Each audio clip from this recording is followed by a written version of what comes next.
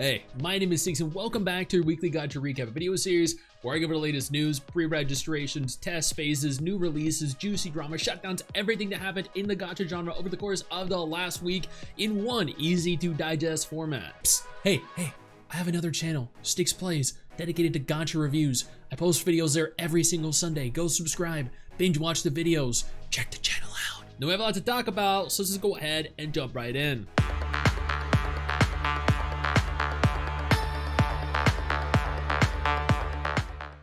Let's start this off with King's Raid. King's Raid, which has been online for, I think, like a decade now, has announced that they are officially shutting down their game everywhere, globally. And you know what? There hasn't been an update in years, so it stands to reason as to why. It's always a sad day to see a good gacha game shut down. Unfortunately, this was not a good gacha game, so nothing of note was lost. Light of the Stars has officially announced service termination as well. The game will be terminating its service as of February 18th. Okay. Wow. Okay, that's 2 days from today. That is, this game didn't even last a year. It actually didn't. It shut down in less than a year. It survived 9 months only. I did a dedicated sponsored video on this game too, which is crazy. Holy crap. That's actually hilarious. I mean, terrible, but you know, at the end of the day, at least they paid me to cover their game, even if it didn't survive. So while they evidently did not win, while the players evidently did not win, I did. Punishing Great Raven revealed on the 20th of February, a mere few days from today. The Soaring Beyond patch goes live. This is one of the biggest patches in a little while, and there have been a lot of big patches recently. I am actually, oh hey, look, there's Istis. It's almost time for peak. I'm probably actually gonna take a look at this and do a dedicated video on it because I love Punishing Great Raven and I'm very excited to see what happens with this update specifically. But this is right around the corner, so be on the lookout for it. Mecharashi just announced that they are releasing globally. Now, the devs for this game reached out to me and offered to sponsor me to do a dedicated video on it. And I haven't confirmed whether I'll do that or not yet because I know there was some drama circulating concerning the Asian version of the game. And I don't know how global is going to necessarily receive this. So I guess I'm gonna wait, see what they say, see what players think, and then based off of all of that, decide whether or not I want to accept thousands of dollars to potentially cover a game that could end up sucking or not. I tend to steer clear of games that I'm not sure of because I don't want to necessarily tarnish my reputation by, you know, being the face of, or at least one of the faces of a marketing campaign or a product launch.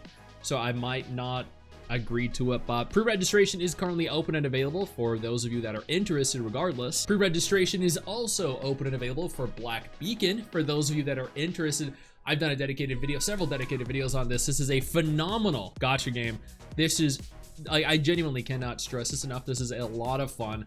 You can pre-register on the Apple App Store. They did confirm that the game is also going to release onto PC. The expected release date is April 8, 2025. They're sponsoring me to do a dedicated video on this as well, on the the official pre-registration of the game, on the official launch of the game. So be on the lookout for that. Yeah, Papa Stix has a lot of sponsored work to get through. Tower Fantasy has initiated the transfer of all of their social media accounts. To ensure a smooth transition, the social media accounts for the global version of Tower Fantasy will be transferred to Perfect World Games ahead of schedule on February 18th. There's more info about it right here for those of you that are interested. I'm curious to see how this transition of power is going to go with the history of changes made to Tower Fantasy not being, or not inspiring a lot of hope. I do genuinely hope that it does go over without too many issues because, I mean, for all intents and purposes, the game does deserve to see a resurgence in players. It definitely deserves to see, you know, people give it another chance. It deserves to see a change of player and community perception. And Perfect World Games might just turn that around. Who knows? Before we go any further, I do want to take a moment here to thank all of my incredible patrons over on Patreon and my YouTube channel members who allow for me to continue to do dedicated videos like this every single day. You guys are absolutely phenomenal, and I genuinely cannot thank you all enough for the support. Duet Night Abyss is holding their very first closed beta test on February 20th. That is when the test phase opens.